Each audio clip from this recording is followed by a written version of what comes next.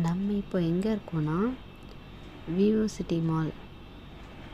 So அங்கே வந்து கிட்ஸுக்கு எல்லா விளையாடுறதுக்கும், ஸோ அவங்க படிப்பு சம்மந்தப்பட்ட லைப்ரரிஸ், அவங்க விளையாடுறதுக்கு, நமக்கு லஞ்சில் இருந்து டின்னர், ஸோ எல்லாமே அங்கே இருக்குது. ஒரு என்ஜாய்மெண்ட்டான பிளேஸில் தான் அந்த மால் இருக்குது.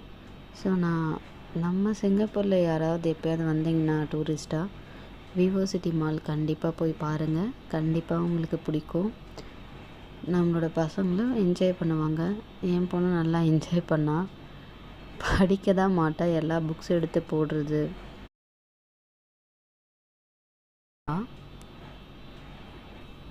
அதுக்கப்புறம் மேலே வந்து வாட்டர் ஃபால்ஸ் மாதிரி இருக்குது. ஸோ அங்கேயும் நல்லா என்ஜாய் பண்ணி சுற்றி பார்த்துட்டு இருந்தாங்க.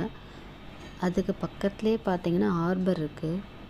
ஸோ நம்ம அந்த வியூவில் இருந்துட்டு விவோ சிட்டி மால் வியூவில் இருந்தே நம்ம அந்த ஹார்பர்லாம் பார்க்கலாம்.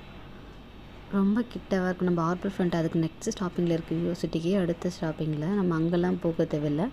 இந்த விவோ சிட்டி மால் போனீங்கன்னா ஸோ அங்கேருந்தே நம்ம அந்த கப்பல்ஸ் ஃபுல்லாகவே எல்லாமே வியூ பண்ணலாம். யாருக்காவது எப்போயாவது போர் அடிச்சது ஸோ அப்படின்னா ஒரு டைம் அங்கே போங்க.